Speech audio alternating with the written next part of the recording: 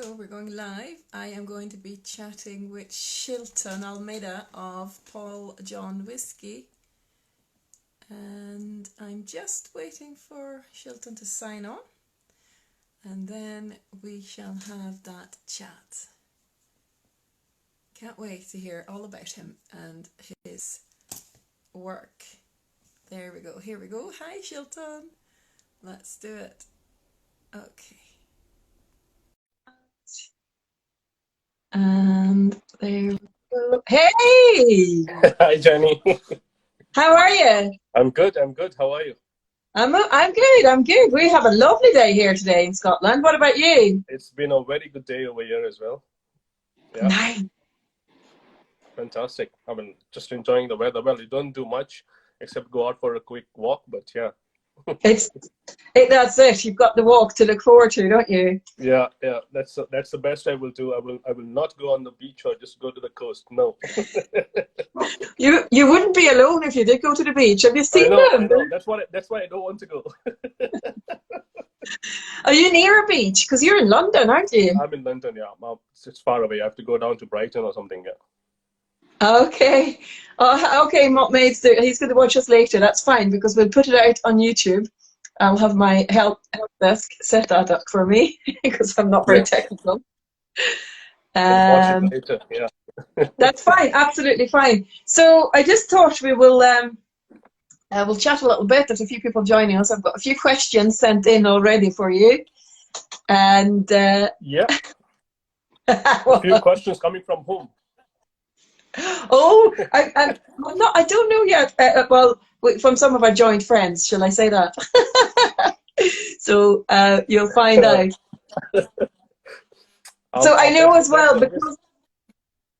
Hey? That's a risk I'm taking by answering those questions from a few mutual Yeah, I friends. know, I know. No, they're usually quite funny or nice. There's nothing too bad in here. Yeah. I think, I mean, I want to get started, but first let's introduce ourselves. So I'm Jenny, and I'm doing this during lockdown. I'm interviewing my whiskey buddies on Instagram, but I put it up on YouTube. So if you can't join in live here, that's fine. Just watch it later on YouTube. And we'll try not to keep it as, with Mark last night, Mark Watt, it was a very long video. It was 90 minutes, so apologies. That was a good one. Just every question just tapped away for more information and more gossip and more of this, and it was great. But I'm sure there is a lot to talk to you about, Shilton. So Let's find out. yes, I'm looking forward to it. So Shilton, you are you work for Paul John Single Malt Whisky, which is an Indian single malt whisky, and Yeah. you are, am I right? You are the sales manager for Europe or executive for Europe. Yeah. So I work as a regional manager for Paul John, looking after UK and Northern European markets. Northern Europe. Yeah. So it's at the moment I've got Craig, my colleague, who looks after UK. So that gives me the time to look after Northern Europe. Yeah, yeah. Craig Watson is it? And he does. Yes. Yeah. He's Yeah. been around Scotland a few times. I've always seen him when he comes around the shops Yeah. here. So, He does. He does a lot of UK right now. yeah, I mean, you guys are busy. Obviously, not now. It's hard to do any tastings right now. We know that, but you Yeah. always on the road. Always on the road. Yeah, that's the whole idea of it. Wasn't, I mean, I wasn't having much time to do entire all the markets by myself. So it was Yeah, Craig came in, and that gives me a lot of time to just travel across Europe brilliant. at the moment. Yeah. That's good. That's handy. So I was. I always jot down a few questions just to sort of get me started, and Yeah. but we know each other from. You said you do Northern Europe, and I have been doing a couple of Swiss shows and Belgian shows, and we've both been. And I think it was maybe Whisky Shift Zurich the first time I met you. Or Uh, I think the Whiskey Ship Zurich, when we were on the same stand as well with Littleton, is it? yeah, that's right. Yeah. Yeah, Yeah. and that's where my picture is from. That I put on Instagram earlier. Don't remind me of that festival. I know. Well, you know, it's so funny because then we also had a couple of shows down in Belgium and Holland, I think. But you're always very funny with your football games because these whiskey shows are on during the weekend where you I have know. very important football games. And you're a big fan of Liverpool, is that right? Yeah, I mean, I can't be missing my football. And every time we go, there's a weekend during the weekend you do some shows somewhere, but so you just need like 90 minutes out of it, so you can't do anything. You might have skipped the phone and watch it over the phone when you're talking it. I know. I But feel for you. it's a lovely thing. There are many times when people who visit your stand and they see you watching a match and they will join in as well. Like, can I watch it as well with you? Yeah. Well, see, that's a conversation starter right there. You have a joint interest already, whiskey, but look, football is a big interest for many people. Yeah, I mean, there are so many times when the guys would just come and try the whiskey, go for a round, and come back and say, "So what's the score?" Yeah.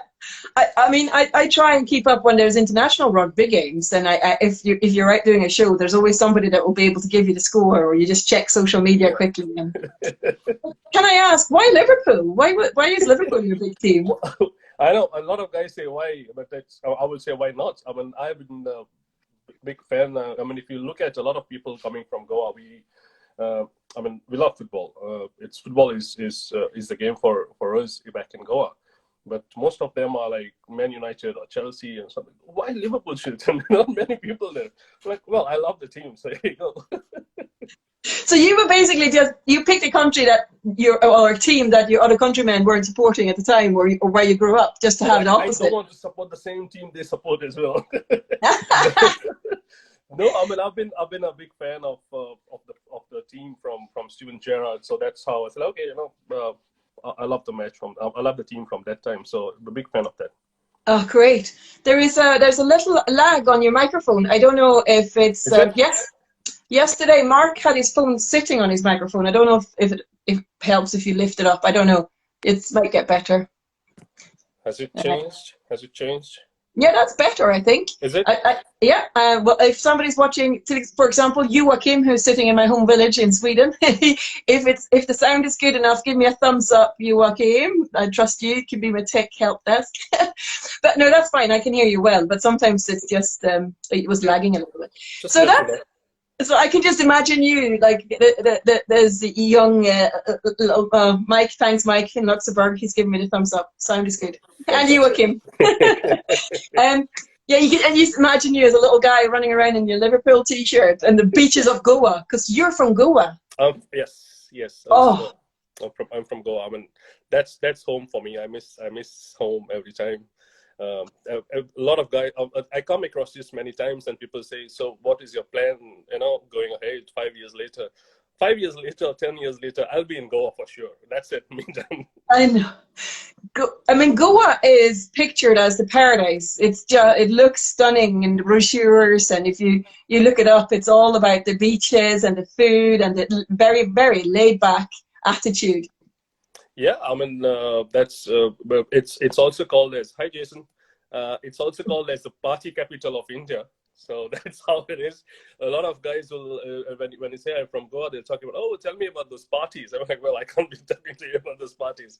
But yeah, that's on the West Coast. So we get this hot and humid climate. It's quite tropical. It's like you're in India, but you feel like as if you're somewhere in the Caribbean. You get that kind of feel. It's amazing. Oh yeah, I've traveled a lot in my life. That's what I did. That's how I ended up in Scotland. I've been jumping about, island hopping here and there. And India was always, is still, and the food, of course, Jason, it was always on my list of places to go. Mainly because of the food, actually, like what Jason was saying. Yeah. I just love that. And I know I keep banging on about it. You're not from Kerala, but I'm really into the Kerala style of cooking. But Goan style is lovely too. I just love the food. One thing that will be common between, for example, Kerala and Goa will be the fish. I mean, we know about fish, so that's and it's again, Kerala is a lovely place as well, more relaxed, more laid back kind of yeah. People love it. So it's a lot of guys who want to go, who plan to go to India, I will always suggest go up north, do your visits, and then go down south where you can just relax a bit and chill out. So that's more of how Goa is. A bit more for the oldies, like me, just to chill out and lie and read a book. Even when you get to Goa, it's quite surprising. If it's north and south of Goa. So North Goa will be more of that partying, getting out and just party most of the time. So it's quite busy. South Goa will be more relaxed. That's where I live as well. So South Goa is like, even on the beaches, is more relaxed, chilled out beaches out there. Well, shield out Shilton. That's how I think of you because you know you have really tackled this lockdown head on. You just went, well, what you gonna do? So every day you post something. Either it's a little dance, it could be a little clip, it could be of you cooking or baking. I mean, I love it. So don't stop. Is this what keeps you going? Is this how you've been dealing with lockdown or being locked up? It is actually. I mean, there's first of all, I love cooking myself, so I enjoy cooking, and the thing is, well, I survived because of that as well. I miss the food back home. I mean, our own grown food. So I learned this in when I was in the Middle East. So you have to cook, Shilton, and that's how I started learning cooking, and just by myself. I love cooking, so I enjoyed that. And during the free time, I mean, just look around, watch out for these jokes and have fun. So I'm kind of entertaining myself with those videos, to be honest. I mean, yeah, you make these. It was one of your videos you made, and somebody said, "I've never seen anybody move like that," and you said, "I've never seen myself move like that." No, someone said I never knew he had. Someone commented, Shilton, I never knew he had this talent of coming up with this video. I said, well, I never knew myself as well. I just figured it out. So you can almost like, it's so funny because I mean, is it 8 weeks? I have lost count. I don't know how many weeks we've been locked in now, but you can almost do like a graph or a diary of, first of all, like your beard is getting bigger, your hair is growing longer. Oh, yeah, definitely. You started off with the dancing, and now you've got moved into the acting side of things. It's really funny. It's not going to last long. I mean, in between, I just open up. I found the app on my iPad where you can play the piano. I'm like, okay, let me try this out. There are one or two videos of. There are one or two videos of that as well. Amazing. Oh, good. Well, you basically just don't care. We're stuck in this together. I'm just going to have fun. I'd rather do that. I mean, I started off the lockdown itself. I started watching movies, sitting on Netflix, but then at some point you're like, you know, I'm done with this. You can't be watching Netflix all day. You can't be watching movies all day. You still have your work to be done, your emails to be done, but there's not much happening. But then once you're done, you're just sitting back and then, okay, let me try that. And it keeps you busy. It keeps you busy because you do it like one or two. You have to practice it as well to do that. You know? And to be fair, like there's a couple of good things on Netflix, and within the first week you've watched it all, and now you're down to the rubbish stuff at the bottom of Netflix. It's just like awful. I never watch series myself, so I said, okay, you know, I like the thing, the Iron Fist. I said, let me watch it. 2 days time, I was done with all the episodes. Seriously. Well, there is that element of binge watching because you know everybody's doing it. There's nothing else to do. I know. Oh, that's great. If anybody has any questions, by the way, as we're chatting along, please feel free to shoot them out there. For example, has he got any Netflix recommendations? So how long have you been in the UK for now, working for Paul John? I moved in 2015. I moved in 2015, and when I moved here, I've been looking after the UK market the first 2 years, and then 3 years, I think. And now I look after the European market. So that's the first time I moved in. I lived in the same place, to be honest, just outside Heathrow. Yeah. Okay. So I've moved to a different place, to the new house now over here. That means literally from one side of Heathrow to the other side of Heathrow. That's all I've done. But so you've been here for 5 years, and before this, were you in Goa or did you come from somewhere else? No, so I came from Goa, yes, but I was for 5 years in the Middle East. I was in Qatar, Doha, Qatar for 5 years, and then moved down to Goa. Yeah. Doing the same thing, working for Paul John? No. Well, that would have been a hard job over there. I started with Paul John in 2012. Okay. When I moved down to Goa and joined the company back in Goa, and then in 3 years' time, that's when I moved here. Okay, I see. So you have spent some time in Qatar. I've been to Doha. I had friends living there for a long time. It's an interesting place. Yeah. And then, so that's where you live. Okay, great. But a lot of guys talk about lockdown and how you come out of it and stuff. Well, I lived for 5 years in the Middle East. Ask someone who lived in the Middle East about lockdown. I know, because you have your compound and that's it. There's so many things, there's so many restrictions. You know, you can do this and you cannot do that. So I do know how this feels like. So I'm pretty much kind of used to it. Yeah, that was your practice run. You know what to do. That's how you're coping so well. So you were, so we know that Paul John is an Indian single malt whiskey, which I think is great because why not? It's not just Scotland. It's Sweden now and all over. And what I think is really funny though is it's not the highlands of India. It's in Goa. It's basically a lowland. No, yeah, I mean, people say, well, I never tried a whiskey from India, you know, and I never knew whiskey coming from India. Well, the whiskey making itself in India goes way back in the 18th century. There's a long history behind it. So during the British Raj, when the first distillery was set up up north of India, and it was set up at the foothills of Himalayas because that was the British summer camp. That's when it started. And Shimla, yeah. Yeah, Shimla, yeah. I mean, the distillery is still there. It's one of the oldest distillery in Asia today. But then 2004 is when Amrut started, and 2012 when Paul John launched the first expressions in the UK. So did you grow up near the distillery where you're from? Is it near the actual production? From the distillery, it will be about 20 minutes drive, I would say. Oh. Yeah, it's not far away. Yeah. It's in Kunkulim. It's in South Goa as well. Okay. So it could be. I mean, I'm from one end to the other, but there are the shortcuts. But it's about 20 minutes drive, I would say. And how many people work at the actual distillery? Is it employing quite a lot of people locally, or? Yes. Well, we at the distillery by itself, we will have about 130 people working at the distillery. Wow. Yeah.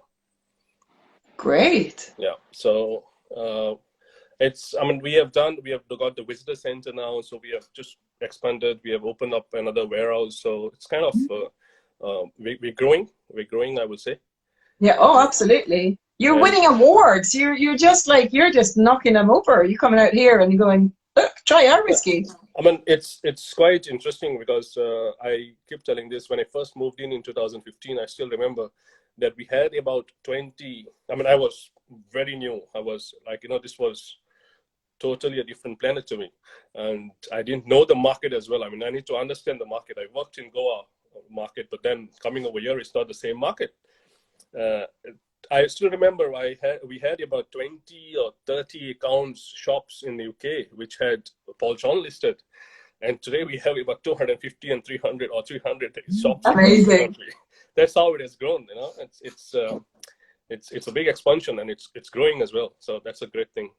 So how would you describe the main difference then from your from your Goa customers or your Goa category of whiskey drinkers or Indian whiskey drinkers and the UK? What's the main difference? Oh, there's a big difference. I mean, today it has changed a lot. Today it's a different thing because the brand is well established in back home as well. But when we first launched in 2013, it was a different thing. It was so difficult. You're looking at people who are drinking all your blends in the market. You have your Johnny Walker and your Shivas, which are the top selling brands in the market, and then you're coming with a single malt, which is Indian. Again, it's not an imported Scotch whiskey; it's a local Indian whiskey. So it's not easy. It's not easy to sell. I still remember one of the tastings when my professor was in the tasting and said, "Oh, Shilton, hey, nice to see you. And you're working with this." I said, "Yeah, well, and he turned around and said, it's a lovely whiskey. I love Paul John, but I can't actually take it home and serve it to my guest." I said, "Why? What's the problem?" Because my guest will say that, "Why have you not got an imported Scotch? Why do you give us serve us a local whiskey?" I mean, it's a hard concept to grasp because you're actually using malt that is grown in Scotland. Am I right? No. It's we use 100% barley for us. It's the only two things that comes from out of India for us is, of course, the American oak, and to make the peated whiskey, we ship the peat over. And there's a lot of confusion. there's a lot of confusion. Many times people say, do you get import peated barley? Which is wrong. We don't get peated barley. We just ship the peat into India and we do the malting ourselves. Hands up. I did actually think that. I was even at your tasting. I should have picked that up. I did think you imported a malted barley. You were not paying attention, Jen. No, I was just ogling of your handsome creator of Paul John. No, okay, that's what it is. So you ship over the peat from Scotland. Oh, there's a question there. Is the new Oloroso and PX part of the core range? Yes, Jason, it's a part of the core range. We have just launched it. It's a part of the select cask. So the select cask from classic to peated has gone to Oloroso and PX. So yes, it's not limited edition, so don't worry, you'll get plenty of that. Great. So it's going to be part of your core. That's great. So the only issue was it came out over here by February, and then we didn't get to get it out for tastings and festivals because of what's going on right now. So not many people are aware of. There are not many shops where it is available still as well. So we're just trying to get it out in the shops, but that's a part of the core range. Yeah. Oh, great. Yeah. That's because that, like I said, you are expanding. That really adds then to what you're offering. I really like your packaging. I think it's really stylish, and I was obsessed with your Nirvana one, because that's such an Indian inspired design. I would Nirvana buy it. was a lovely concept. Nirvana, the whole idea of coming out with Nirvana was for a long time. I mean, if you look at the sales itself, our sales across globally will be more international than the domestic market. But Nirvana sells more in the domestic market than international. It started off in France when they wanted a supermarket brand at 40% easy drinking. And then we said, well, let's launch it worldwide. Yeah. And it's doing so well in India because then it's priced in such a way that, you can actually go out and just say, why don't you try this? And it's an Indian single malt whiskey. And that pricing fits well. So it's a very price conscious market as well back in India. It works well in that case. No, absolutely. And like I said, it's 40% is really easy to drink. I think it's a nice whiskey as well. Really nice whiskey. For that pricing, it's a great whiskey. Yeah. But you normally do your 46%, am I right? And non-chill filtered. Yeah, we always had that 46 to start with, and then it goes to 55. Until now that we have the 40% now as a stepping stone to get into Paul John. So it works well for us globally whenever we get the whole range out. It's like a little hand reached out, dragging you in or bringing you into the brand. No, that's great. Yeah. I think, I was at your tasting that you did in Edinburgh University at Wolves, and we tried some of the PT ones, and the PT ones are lovely. They're so nice. You're quite inspired by Scotch single malt whiskey, though, would you say? The owners of Paul John, or the creators, would they have had that inspiration from Islay whiskey? Or? The whole idea for Mr. Paul, the owner of the company, the chairman, he always wanted to keep it so local as an Indian whiskey. I mean, what India can produce and offer to the world. That was the whole concept, the whole idea of his. Peated whiskey came in the picture when there's a demand for peated whiskey. And then we said, how do we do a peated whiskey? We could either get peated barley from Scotland. But then he said, no, I will just keep the barley local. And then we had to ship the peat over. So we keep the barley local and we take the peat, especially the bold, which is at 46%. Yeah, I like the bold. That's a lovely concept of, you get that fruity character from the perfect balance. And then you get that Islay character from the peat. So it's something which is quite a very unique style of whiskey, I would say. Yeah, that's a great dram. That's probably It works well for us. It works well for us. And we also, Michael, our master distiller, ships peat from 2 different regions. So he ships it from Islay and the Highlands as well. Oh, great. For the bold, it's only Islay. Then the peated select cask will be a mix of both of Islay and the Highlands. Oh, great. Fantastic. I like bold. That's one of my favorite Paul John whiskies there. I know I always like that one. Bold is my personal favorite as well. Yeah, that was my next question. So out of everything that you've released, because obviously you do single casks as well, your markets are your markets are the same as the Scottish malt musket market. They all want single casks every now and again. But what would be your favorite one from Paul John that you released? In the core range, if you ask me in the core range, my personal, I like peated whiskies myself. Yeah. So my go-to whiskey will be the Bolt, which is peated. But if I'm more about just sitting, relax, and have a dram for myself, I will pour the classic, which is at 55%, which is appreciate the liquid, sit for some time. So that's again, if I'm having, I mean, for this weather, I will just pour the additive with the ginger ale and have a nice, refreshing drink. It all depends on what mood you are in. Yeah, well, exactly. It's an impossible question just to say. You're right. I had a really good question. So Ian Allen has joined us from Glenmurray, and he said, "Hi, Ian." And Ian, I think you probably know the answer to this, but it was also a question I want to ask. You're actually saying that you're building new warehouses for maturing whiskey, obviously, but how is maturation going in Goa? Because you have a very hot climate and humid. Yes, so the average temperatures at the warehouse, we will be looking at 23 and 25 degrees. In the month of May or April, May, it even shoots up to 35 and 40s, which I have seen. In December, it goes up. I've seen only 19 and 20, which we call as winter. The go in the winter at 19 and 20. So it's the maturation is it matures. I mean, it extracts 3 times faster from the cask for us. A whiskey which is the core range for us, it's about 5 and 6. The select cask will go to 7 and 8, but it extracts so much from the cask in that short time. You get that full-bodied character. I mean, I've got a whiskey over here, which is a 6 years old whiskey. Oh my goodness, that's an intense color. It's a 6 years old whiskey from Paul John. So that's how much you get from in a short time. But the downside of that is that we lose a lot of whiskey as well. Yeah. So we lose about 8 to 10% of angel share. Wow. Oh, that's why the Goa is so chilled out. Even the angels are drunk. Yeah, man. Wow. Okay, that makes for a big loss. So to answer Ian's question, you don't. I mean, I take it you don't let them lie for 20 years. Then you can't, because you're not going to have But what alcohol will you have then? I don't know, 20%. Yeah, I mean, it's to 20 years. I mean, first of all, we are very new.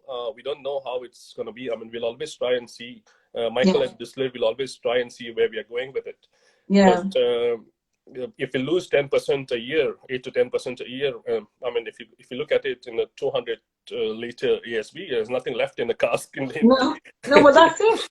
So, I mean, if you're building new warehouses, you're probably thinking about this already, but you experiment then with the chill temperature. How can you keep it a bit cooler? Do you dig them down? Yeah, so we have 3 warehouses. We have 2 above the ground and 1 underground as an underground cellar. There's not much of a difference in the temperatures, but the limited editions that we see outcoming, we're trying out with a few sherry. I mean, the Oloroso and the PX are all from underground. The whiskies itself from the underground cellar are quite different in character. You get more of this tropical fruity notes. Oh, wow. And the one above the ground is more interacting with the saltiness in the air. It's quite humid, so it has got this more robust character. So you get a different profile of whiskey as well at the distillery. I didn't realize you already had a different style of warehousing. That's good. Yeah, I mean, for example, the classic that we have, which is a select cask at 55. This is all from the underground cellar. So that's all the cask which is used in that is from the underground cellar. That's why you get this more fruity, big-bodied whiskey coming from that. Ah, great. So at the moment, what's the oldest whiskey you have sitting in the warehouse? At the moment, we have, I think, the 10 years old. The 10 years old with us, but it's something which we're just trying. We have released what we have released so far is just 7. 7. You will find even the limited editions are 7 years old. We can always do the finish. So we have got the Oloroso and PX, which are 5 years in American Oak and 2 years in the Oloroso or a PX. Okay. But that's, again, I mean, we are trying. We got some virgin oak now as well. So there's a lot of experiments that we are trying out. Yeah. Yeah. Oh, that with the intense heat. I wonder what flavors come out from there. That's interesting. Great. Oh, very exciting. Oh, brilliant. And just somebody was commenting there, calling you Shilton Walker. instead of Johnny Walker. I think that's jesusly. I reckon Chilton Dancer. Now that So we had I mean, we had a lot of outings going out in Goa where we would just go out, drive to a place with a bottle of something and just drink. And I was in the industry, and every time there's a new launch coming out, then me and Jesus Lee will just go out and have a lot of good memories over there. that's the best way to do it. That's the best way to do it, actually. Yeah. Sorry, that was my help desk. Oh, no, that's great. I mean, you are still, I mean, even if you were in Scotland, you'd be considered a young distillery. You are still young out there. So you've done so well. You're picking up awards. People know who you are. In fact, I think I have an umbrella with Paul John on it. It's just that sort of you've made a mark really quick, and it's because you have really good whiskey. But also, you're quite a big character. You're a great character. People know you, and they really love going to your tastings, and you're the best you can. So it all adds together. It's great. No, it's something which I come from a hospitality background, Jenny. So I mean, I started off in the hotels when I started. So it's more about building up relationships that I have. I came into. Then I worked in the travel retail for 5 years. Again, you are standing in a shop in the duty free, and you're selling. I still remember, your frequent flyers will come and look out for you straight away and say, Shilton, hey, can you, what's new and stuff like that. So it's more about relationship building for me. I didn't realize that, Shilton. So when you were younger, in fact, what did you go to university, or did you go straight into work? I did my IHM, which is hotel management, back in Goa. And I started off in the hotel industry. And in Goa then, yeah. In Goa itself, and in Goa itself, where I started off working in the hotel, first in the food and beverage services, and then moved to the front office. Yeah. And till 2006, when I first moved, when I got this job opportunity of going to Qatar for the duty free, and that's when it all started. And I always tell the story. I was standing in the shop. I mean, you're working for 5 years, standing in the shop, selling the most expensive whiskey, but you have not tried it. You do not know how it tastes like because you're not allowed to. So all you can do is just open up a book or just Google or just read about it. Well, it's a lovely whiskey. I can read it, but how does it taste like? I need to know. It's got 87 points. So 5 years of that, and you have this lot of frustration in you. You need to know till I moved down and I joined the distillery like Paul John in Goa, and I looking at the big stills and the warehouse. Oh, so this is what I read about. So this is how it is made. I think you're absolutely right. That's a skill, to be able to sell whiskey that you've not tasted. Like, hello. I did a similar thing when I was at university. I worked for a whiskey shop chain here in Edinburgh, and it was impossible to try all the whiskies. Well, we tried our hardest. We didn't live in a dry country, obviously, because I mean in Qatar it's hard to drink anyway. But we used our books a lot, and I must say that Ingvar Ronda's book is brilliant, and a couple of the whiskey Bibles. No, it's quite a thing. I mean, if you're working, it's a passion. I always tell people it's a passion that you need. With even today, someone says, "How can I get your job?" I mean, if you want it as a job, it's it's not the same thing. First of all, you need the passion. Yeah. I worked for 5 years in the Middle East, and just selling the whiskeys. All I need to was I wanted to know more for myself. Yeah. I just want to. It's not necessary. There's no rule. You can just sell and you can get your incentives and go home. Yeah. But it's me who's like, okay, I need to know. You need to learn more about it. Yeah, it's that curiosity and the hunger to know more and learn more. I still see a few of those bottles today when someone puts it up in the tasting, and I remember selling it. I'm like, oh, actually, I bought it that time. It was a better price at that time than now. So it's funny that you worked in travel retail. Are there any of those people that you met back then that you still see, that you bump into? Very, very well. I think I just did a session on Saturday with my good friend, Mr. Joe, who he's from Goa as well, and we used to work together. He lives in London now, and he's again very passionate about his whiskey and music. So we're having a similar session. We're doing it. I've got a few of them. Most of them who are still working there or were not, I'm still in contact. And that's great. Love that. I mean, so can you remember the first whiskey you tried that you knew you'd like whiskey? Yes, if you can call it whiskey.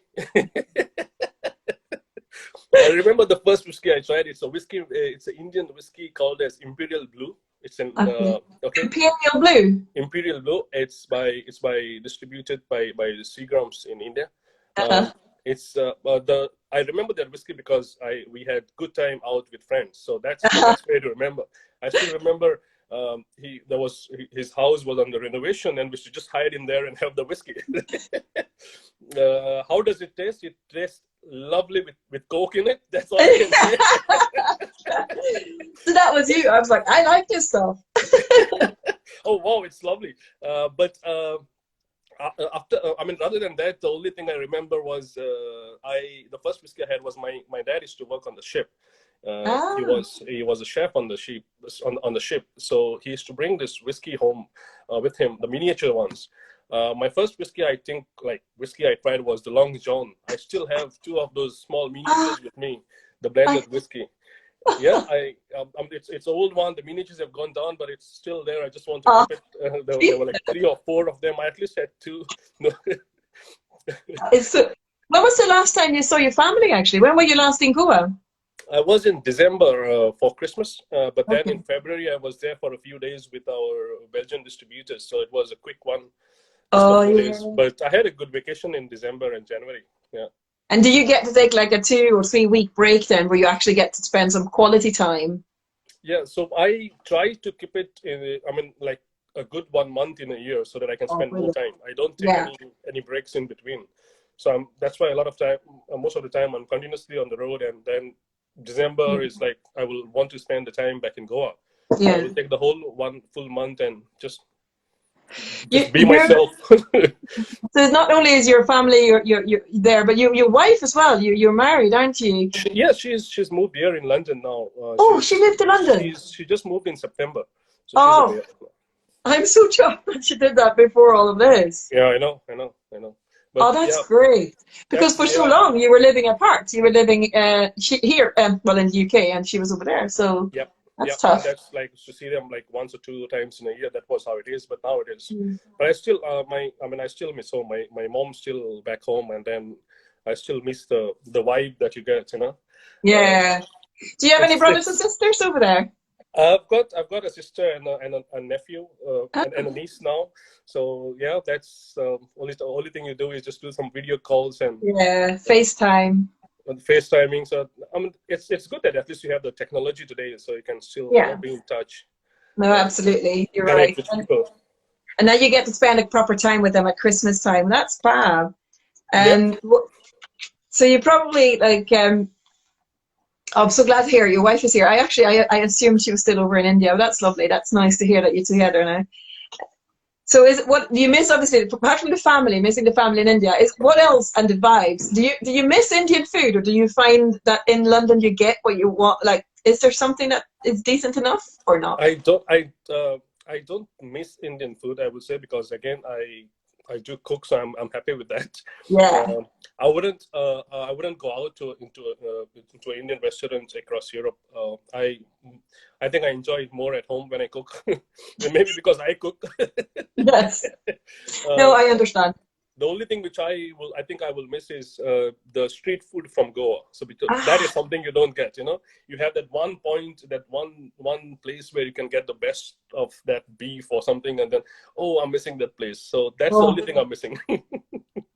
We should try and all just club together and get one of those over for the I Love Festival next year. I reckon a little street food van from Goa would make $1 million. Into Islay will be a lovely idea to go there. I'm thinking of that as well. Yeah. It's great. Someone comes to me and says, "Can we talk about whiskey?" I said, "No, food today. Just talk about exactly. No, we just do food. We might do some whiskey pairings." So, sorry, I need to just check. Oh, yes, I had a peek look at your wedding photos on you because they were on your Facebook. Sorry, I was being a bit stalkery. And do you know, when I saw your wedding picture, do you know who you remind me of? You're like Ronaldo. Ronaldo. Ronaldo, why? I was like, my God. Not anymore. I've never seen that before. Is it because of the beard? Because of no beard? It was, you had that little thing going on and a really close cut. Yeah, I was like, what? You know what you have just done, Jenny? You have just made all these people, you've just made all these people just go. They're going to go in the, I'm sorry. No, very handsome. Look at this photo. He's a very handsome fella, so you should take that as a compliment. Well, I think I like this more than that look of mine. So yeah. I mean, have you managed to do any haircuts during lockdown or shaves? No. So I was just thinking, because in the morning when you wake up, you're like, oh, I need to cut this, and then in the evening, like, okay, I'm okay. I can survive with this. It looks fine. Well, I like it, so I might just give a bit of a trim, but I like it the way it is at the moment. It looks great. I think you look great. You should do some dreadlocks maybe if you need to come out. Cool. No, that suits you. Absolutely. So I think I have asked you, yes, I've met you a couple of times up in Scotland as well. I mean, we've met all over north of Europe, and then we've spent some time, we've had a few pints in Scotland. You must have so many Scottish friends now, just from the job that you're doing, traveling the world with your whiskey. And there's Amrut, but there's really not many other whiskey companies, apart from Scottish companies, that do what you do. So you must have a lot of Scottish friends. Most of them, yeah, definitely. And every time I travel up to Scotland, to Glasgow or somewhere, and you get down, I hang around with the guys in Milroy's in London, and Eddie is a good friend. Every time I go down over there, and you get a bit of that accent in there, and Eddie's like, "What's wrong with the Shilton?" I'm like, "Give me one day, I'll be okay." Well, that was my next question, because you do know some. We have some joint friends from Campbelltown, and that to me was quite a tricky accent because I'm foreign. I'm from Sweden. I mean, I've lived in Scotland for a long time. Edinburgh, Glasgow is easy enough. So as soon as you move down the west coast or the Highlands, I was speaking to Mark Watt about Doric yesterday, and but like it gets a bit tricky. It gets. I mean, it's for me as well. It's the same thing. I mean, if you are having trouble by living over here for so long, imagine me. But it's the thing is, even when these guys travel, I mean, all the guys up from Scotland, when they travel as well, they're there for one day maybe in Belgium or Netherlands, and they start changing it as well. They don't stick with their accent. I'm like, okay, that's helpful. I can pick up that. I noticed that. See, when you're at the stand, some of the Scottish guys really put on their less Scottish accent. They just behave, if you like. I think personally it just happens. I mean, if you spend like good 2 hours time talking to people, and then you slowly start changing, and then you're adapting to that, so it works. I know. I mean, it would be a disaster. The likes of, I won't name any names, but there would be some disasters that they just spoke the way they normally do. Have you got a favourite Scottish word? Is there anything that you've picked up that you think is quite funny? It's not funny. It's not. I don't know if you can call it as a favorite word, but the one thing which I always like to say when someone says for small, someone says a wee bit. When they say a wee bit, I'm like, all right. I mean, see, if you look at it, for me, wee is small. Small isn't small. No. That's why when they said wee Mark yesterday, I'm like, I'm gonna keep that name. That's him. He is. No, he's wee Mark from now on. It suits him so well as well. I'm gonna use that. I know, it's funny. I could see a lot of other guys where you can use that, but then Mark, yeah, come on, let's give it. I thought that was like one of the best parts yesterday, that he couldn't be called Big Mark. because he wasn't the boss. He was Wee Mark. That was a good one. That's the first time someone must have called him Wee Mark. The wee is a good one. My family uses that a lot. My boys are Scottish, and well, they have an Irish dad and a Swedish mum, but they were born in Scotland, and they use the word wee a lot. I mean, it's just I find it sweet. I mean, when someone says that, it's lovely. When someone uses it, I'm like, oh, that's nice. It is. It's a lovely word. I agree. I have actually had some questions in, so I thought I might just start asking them. Mm-hmm. So this is the hard part of the. No, this is actually it's quite funny because I think I know a bit of a story behind this. Well, partly because he told me the story, but also I've heard of this before. Because the Scottish whiskey industry and the malt whiskey industry is quite small. We all know each other quite well, don't we? Yeah. That's again not a good point because we know each other so well. Yeah, I mean it's good. It could be bad because see, sometimes when you come back and you're talking to your partners about all these, like, oh, I did this and that and so and so, and then you talk about these people as if you've known them all your life because you've spent 48 hours stuck in a hotel with them or whatever. You do get really close to some people. Like you can't help it. We do all get very close, and you find like-minded people. Like. We tend to stick together, look after each other. The shows you do in Europe are still okay, but the one place where you can really know each other so well is when you do the whiskey fair, the Cinderella whiskey fair. There's nowhere to go. Cinderella. You're there for 4 days on a ship. You're on a boat. I mean, you basically, that's lockdown with whiskey enthusiasts. You're having breakfast with all of those handsome whiskey Swedes.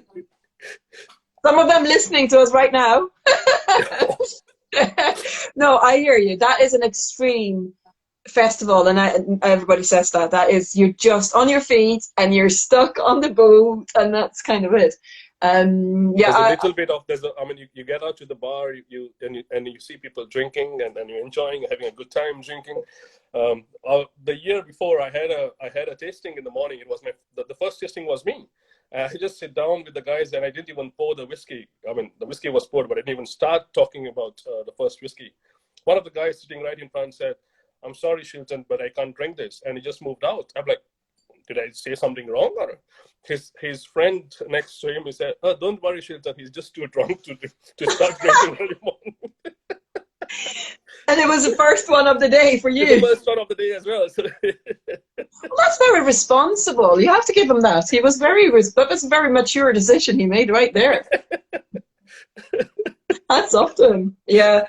I can think of a few people that might have should have taken that decision or made that decision beforehand. Do you know what makes me laugh? Do you remember Stephanie? Stephanie, she worked with Tom and Towel for a while, and she's moved on now. I can't remember who she's with now. Douglas. Anyway, we all move about, don't we? But anyway, she said something really funny after one of the. There was a Spirits in the Sky in Brussels. So you arrive on the Thursday, you're there Thursday, Friday, Saturday, Sunday, and then on the Monday morning or Sunday night, we're all in the hotel foyer because we're in that hotel the whole time. And she described it as a bit of that like hostage scenario, but like the Stockholm syndrome. So you love everybody in there, and you love people that come to talk to you, and the distributors are great, they look after as well, but you are not outside of these walls, you're in those four walls. I used to do it as in the same day. I used to travel the same day, leave in early morning, leave at 4 and 5 to get there on time. But then it's been like 2 years. I just stopped and I started going a day before. And then when you just arrive, you'll receive a message in the evening from the guys in the group. Anyone up for a pint? There you go. That's a start. Every time. So let's ask this question. So, from Cameron in Campbelltown, it's a question / offer. He says, if Paul John or Shilton would like cabinets to do any future blending for them, they're happy to oblige. So what happened there? The blending is the clue. They weren't meant to blend it. What happens there is a miracle, and a lot of us people who don't live there don't even know how that miracle. I mean, by the way, I was I was having one of the Caribbean Oh, Paul John that's as well. fun. No, this is not the one. This is not the one. So the blending was that I mean the guys have been talking about it as well. They bought 5 cask Paul John cask, taking over to Campbelltown, and the whole idea was, well, as per what I know, they wanted to further mature it in different casks individually. Yeah, because they're an independent bottler, so they would have liked to bottle each cask and sell Indian single bottle malt. it and mature each cask in some other cask, and that was the whole idea what they had. And then it arrives there, and what I understand is Mark and Cameron were sitting in the office, and they just said, "Did you check on the Paul John? Has it arrived? The Paul John cask?" And they just called up the guy from the vatting. department, and from the logistic, and said, "So what happened? Did you receive the Paul Johns, the 5 casks that were supposed to come?" And the guy turns around and said, "Yeah, it's okay. I've just received it. I put them all together." I know. Oh, His accidentally put them all together. Batted them all together. He just wetted them all together. I mean, there's no clue why they are in there. He just wetted them together. I'm like, wow. And the funny, I mean, because we know there's a lot of work that goes into choosing casks. So Mark and Cameron and their team would have spent weeks trying to figure out which one of the casks are we going to bottle. I think they had about 20 samples with them. I think they had about 20 samples with them where they were sitting with to pick up those 5 casks. Yeah. Finalize on 5, just for somebody to just put them together. And then somebody thought, oh, well, I'll be even more efficient. I'm just going to bat them all together. Yep. But to be fair to Cadnet, they just went, well, what are we going to do? And they bought them. It had happened to them. I mean, it is the first time that we had sent some cask across, we had to send them in generic bottles. Now we send them in IBC containers. In drums. But the first time that we sent them in generic bottles, like from our other brands, and then they will bottle it. That was the whole idea. Yeah, that was a time when they literally had to empty every bottle in a cask. So it was just they were just pouring it in different, filling up the cask with bottles. Imagine that. So maybe I think the guy said, I think it is the same liquid. Oh no, that's even worse. I mean, that's crazy. Oh, that's so funny. Then Cameron said, look, it worked out. He says, actually, we tried it and it turned out really nice. It was one of the better. I don't know if you can buy that bottle as well. It's one of the best sellers. It was just sold out. I managed to grab a bottle for myself, but it's just sells out so quickly. Yeah, I mean, the story is great, but I'm sure the whiskey was fantastic as well. It was a good accident. I love that. So I was going to ask you, or somebody has asked, is there a Scottish whiskey that you like more than any others? Have you got a favorite Scottish malt? I think that's an unfair question to ask because I couldn't answer that. But first of all, I like peated whiskies, so I'm a big fan of peated style of whiskies. But if you ask me, which is my favorite, whiskey, I mean, there is at least 1 or 2 expressions from every distillery which I like, because it suits my palate. So if you ask me any one distillery, I can say, well, I like their A and B, or something else. So I mean, for example, I go to Glenmorangie to see Ian when I'm up in Elgin, and I always end up buying 1 or 2 bottles. So I love this one. So there are different styles of whiskey that I like. There is 1 or 2 from Arran that I like. So, but my all-time favorite will be peated style of whiskies. So you tend to go for the peaty ones, yeah. That's fair enough. I like the peaty ones as well. I tend to drink them in the winter for me. But I like them in the tall highballs in the summer. They're great. I mean, it's quite funny because, in India itself, you don't sell a lot of peated whiskies because of the weather. You don't see many. It's quite hot, so you don't see many people drinking peated whiskies. It's not a big market for peated whiskey. And then when someone sees me and say I like peated whiskey, and all the time, Shilton, but you're from India, and how come, Why? And my answer to that is always, well, I am from India. I mean, over here in the cold weather, I need to keep myself warm, so I need a peated whiskey. Well, Yeah, I mean, you obviously, London climate is far from Goa climate, so you need to keep warm somehow. So that's great that the Islay whiskies are keeping you warm. Keeping me What? warm. I just remembered, this is completely random, but talking of peated whiskies, we both know the Kilhuman family, don't we? The Wills brothers. Yep. It's George's birthday today, according to Facebook, so we should probably wish him a happy birthday. Happy birthday, George. And that's a nice peaty whiskey, I have to say. I do love the Kilhumans. They are great. They really, really do. I've still got the Loch Gorm 2018, which is my favorite from their range. Oh, nice. Not easy to get as well. So yeah. Oh, I would love to see some kind of joint Paul John Kilhuman maybe some cooperation, some work there. You don't know. You never know. You never know. Because Adelphi or Arna Merkin and Kilhuman came out with their funny whiskey, didn't they? They was a good success. Yeah.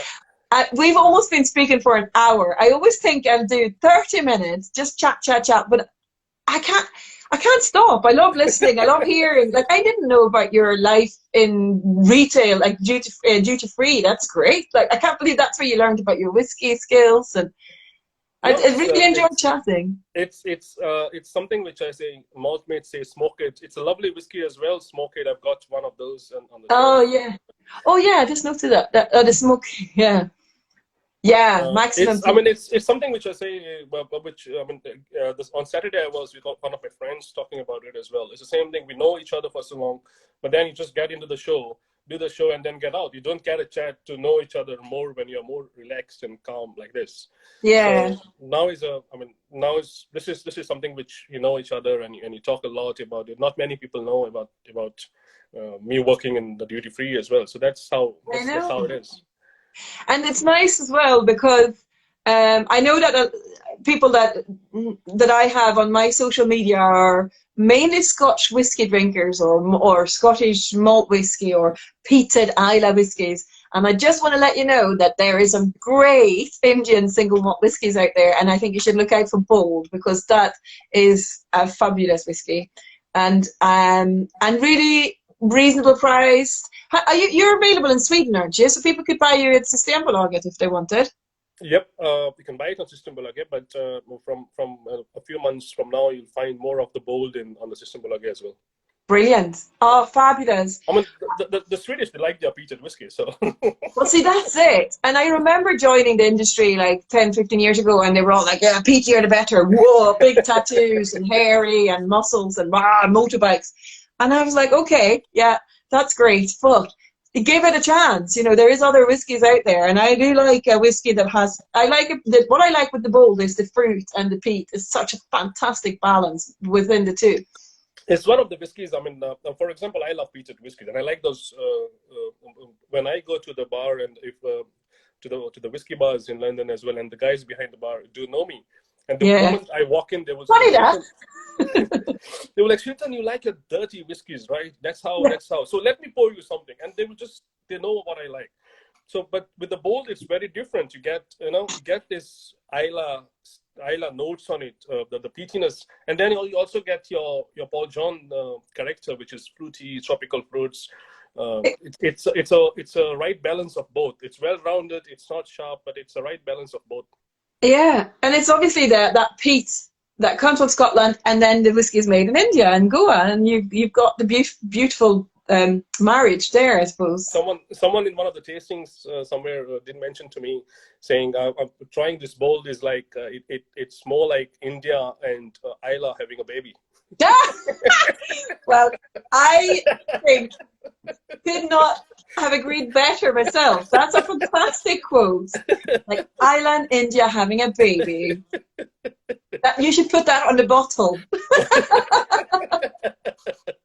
That is so good. You do get the best comments at whiskey tastings. Sometimes I just wish I could record them. It's just so seriously. fun. I mean, there is certain which you remember, but then there are so many which are like, oh, I wish I could have just written down that thing for my future references. Yeah. We're very lucky. And I mean, you do a great job. Most people know who you are now and want to be your friend and follow you on social media. And please do, if you're not already following Shilton, do, because he will be cheered up by all sorts of things. I was going to ask you to bust some moves, but actually I think we're running out of time. So I thank you so much, Shilton, for spending an hour chatting to me and our friends. You saved me from not making me for the move, so I'm happy. Thank you, Jenny.